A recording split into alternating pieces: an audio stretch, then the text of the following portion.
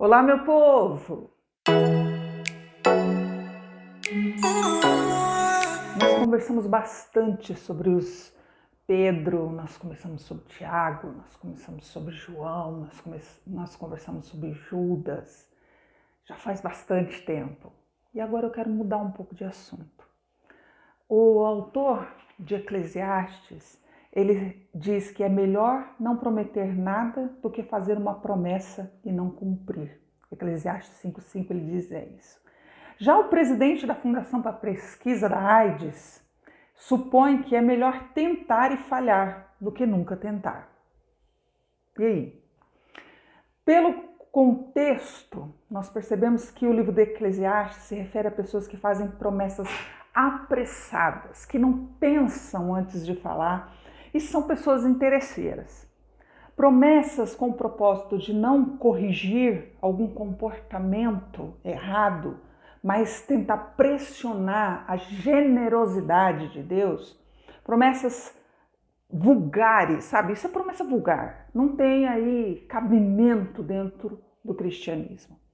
Hoje em dia, trata-se de promessas da natureza ética, da parte de pessoas que se enxergam e já sabem quais são as suas desvirtudes, já sabem quais são suas manhas, seus vícios, suas excentricidades, sua feiura moral, seus pontos de vulnerabilidade, sabe? Ali eu sei que pega. Hoje em dia fala sobre isso, que é o que nós vamos conversar daqui uns dias.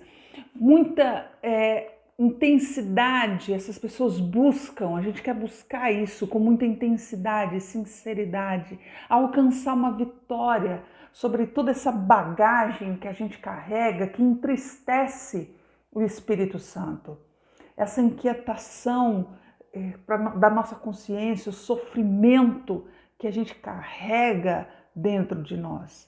Essas pessoas, elas olham para Deus, como eu e você, e dizem: pornografia nunca mais, ansiedade nunca mais, álcool nunca mais, parar no meio do caminho nunca mais, drogas nunca mais, e assim por diante.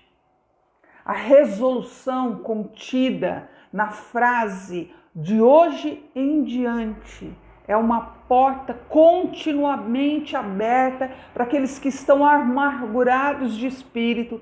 Significa um desejo de mudança tão sério que faz com que a gente faça um compromisso privado só, nós e Deus, ou às vezes até menos privado com algumas pessoas que nos rodeiam. E na maior parte das vezes, eu acredito na maior, sempre, esse compromisso, ele é feito embaixo da palavra, da vontade e da força que vem de Deus. A história do povo de Deus na antiga e na nova aliança, na história da igreja, na nossa própria história, nos mostram exaustivamente que um só, de hoje em diante, nem sempre é suficiente. Nem sempre. Normalmente há casos raros de pessoas que se ajoelham, se demoram, choram diante de Deus, confessam suas fragilidades e anunciam o seu de hoje em diante e nunca mais voltam. Existem pessoas assim. Por causa da queda, por causa da nossa natureza humana, por causa da dureza do nosso coração, por causa da cultura sacrificada pelo maligno, por causa do próprio maligno, a oferta do pecado é muito insistente e é reincidente. Isso é comum. Enquanto Deus exclama: sejam santos porque eu sou santo, o diabo fala: sejam pecadores porque eu sou pecador. O sejam santos só vai esmagar os sejam pecadores quando o cristão conseguir desobedecer frequentemente os desejos da sua natureza humana, por meio de frequentes de hoje em dia, A vitória sobre o pecado não é automática, nem por conta exclusiva de Deus. Daí a necessidade de outros e mais outros de hoje em dia. Todos concordamos com João quando ele escreve que o alvo mais alto é não voltar a pecar qualquer pecado, em qualquer tempo, em qualquer situação.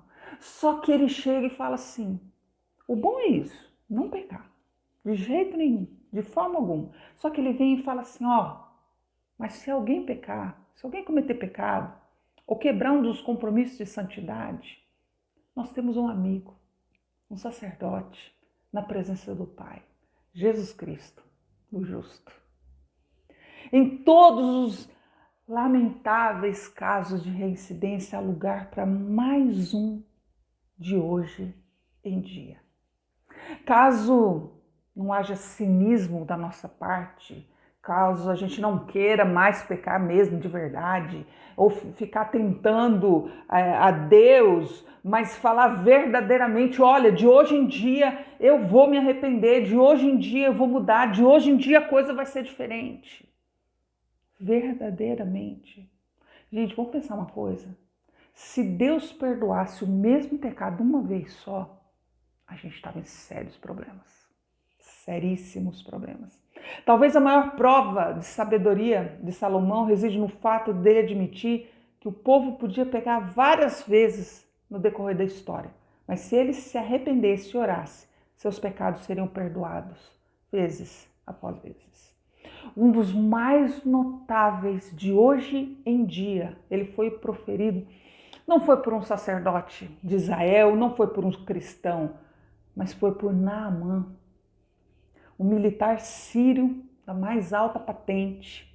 Depois da sua conversão, ele disse, de agora em diante, eu não vou oferecer sacrifícios e ofertas que são completamente queimadas a nenhum Deus, a não ser Deus com D maiúsculo, o Senhor. Você vê em 2 Reis, capítulo 5, verso 17. As palavras do salmista vêm agora de encontro ao nosso coração para explodir mesmo. E fala assim, tenho pensado na minha maneira de agir e prometo, de hoje em dia, de hoje em diante, seguir os teus ensinamentos com toda pressa e sem demora e procuro obedecer aos teus mandamentos. De hoje em diante. É sobre isso que eu quero falar, de hoje em diante. Quem sabe eu e você, a gente se agarra mesmo na palavra, na força que vem de Cristo, e a gente consiga falar de hoje em diante, eu não quero mais isso na minha vida. De hoje em diante, eu quero mudança na minha história. De hoje em diante, a coisa vai ser diferente. Espero você.